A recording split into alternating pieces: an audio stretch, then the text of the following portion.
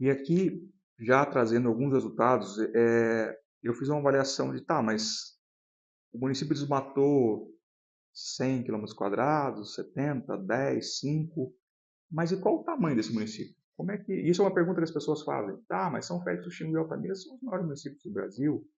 Desmatar lá não quer dizer nada. Será mesmo? A gente precisa olhar.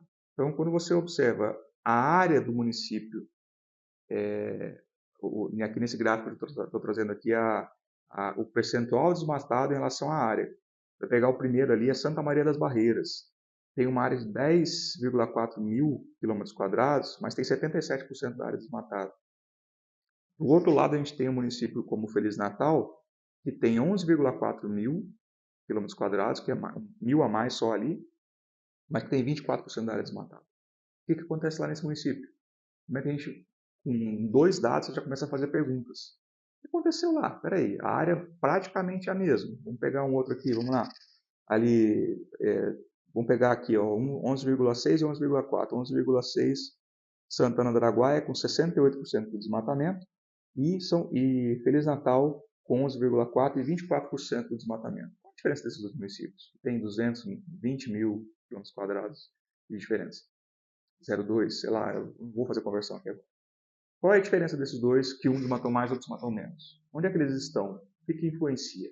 Essa é a discussão e quando você começa a integrar dados, você passa a fazer e você percebe que não é tão simples quanto olhar só para um indicador como quanto desmatou. Isso não quer dizer, às vezes, nada, só que perdeu muita floresta.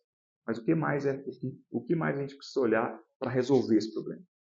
Esse é, para mim, é o principal. Como é que você resolve o problema do desmatamento olhando para outras coisas? Não dá para você olhar para uma variável só. Desmatamento, o aumento da produção de lixo, enfim, qualquer outro problema ambiental que esteja acontecendo, ou econômico, às vezes, de queda de receita, o que está acontecendo? Se você olhar um só dado, você não vai achar a resposta. Tem que pensar fora da caixa. Esse gráfico aqui, eu estou olhando aqui, tá? Porque está na minha tela. Então, eu vou projetar lá. Estou projetando aqui para vocês verem, mas olhem o gráfico. Até vou fazer um recorte aqui, trazer isso mais perto para a câmera para vocês entenderem. Deixar só o áudio aqui. Esse gráfico aqui, ele tem Ulianópolis, que desmatou ao longo dos 10 anos que eu estudei 21%, e ainda tem 28% de área remanescente. O que esse 1% quer dizer? Veja, ao longo do tempo, Ulianópolis, parecia um sotaque paraense, né, agora, Ulianópolis, eu ia emendar, Ulianópolis chegou, Ulianópolis, vamos lá, volta para cá. Ou carioca, né? Momentos da brincadeira. Em algum momento, essa transição de Ulianópolis, ela podia ter sido observada como crítica, mas não se olhou, porque ela não tem uma variação dinâmica. Estava se olhando só ano a ano, a cada 3 anos, a cada 5 anos. Precisa ser dinâmico e olhar isso ano a ano, quanto é que ainda tem de floresta sobrando naquele município. Isso é uma tecla que eu bato. Eu cheguei aqui numa média de 1,78%, na verdade. Mas, para ser conservador, taxei em 1%. Se o município perder 1% das suas florestas, a tendência é que ele perca isso muito rapidamente depois. Já está num limite que não é mais saudável. E a gente tem aqui ainda, olhando aqui, a querência desmatou só 2,5% da sua área. O que isso quer dizer? Lembra de olhar o tamanho da área de querência com relação ao tamanho da área de Ulianópolis. É um município muito maior. Tem áreas indígenas. Então, 2,5%, o que isso representa? Ela tá entrando em área indígena. Se a gente excluir essa área indígena, quantos por cento dá? Se eu não me engano, dá 34%. Então não dá para você fazer uma análise só com alguns dados, tem que ser uma análise muito mais integrada. Eu estou falando aqui só ainda de indicadores ambientais. Você começa a cruzar indicadores, você vai tomando proporções na discussão que são muito mais interessantes, intrigantes e trazem muito mais soluções do que se você olhar apenas para um indicador específico. Começar a cruzagem, começar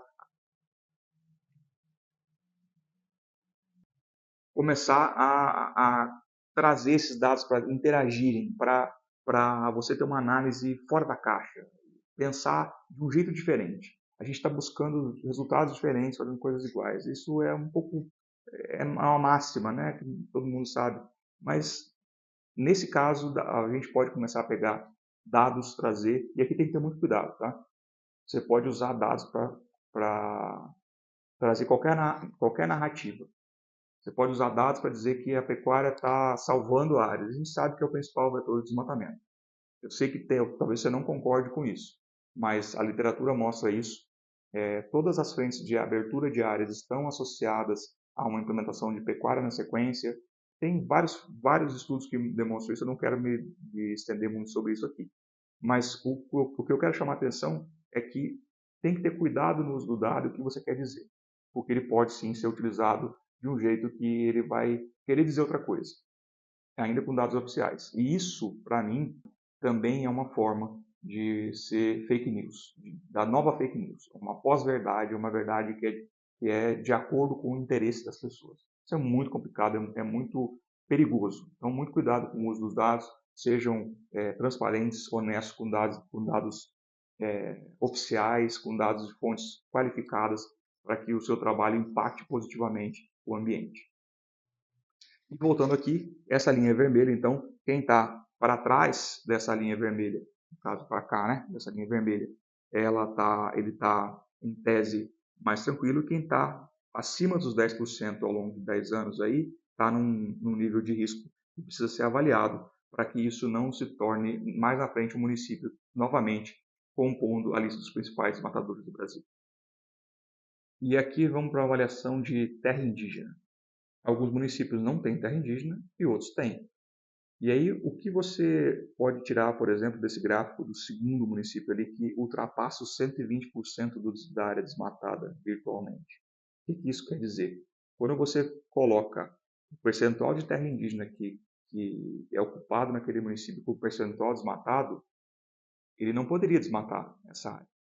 Então, se está desmatado mais do que isso aqui, a gente teria só isso aqui, essa sobreposição do verdinho com o rosinha ali. Mas a gente está somando, porque essa área tem que estar intacta. A terra indígena, pressupõe-se que ela não é para ser desmatada. Então, virtualmente, Alto Boa Vista desmatou 120% da sua área. Está muito além do que deveria ter desmatado. E isso analisando-se o percentual desmatado com o percentual de terra indígena.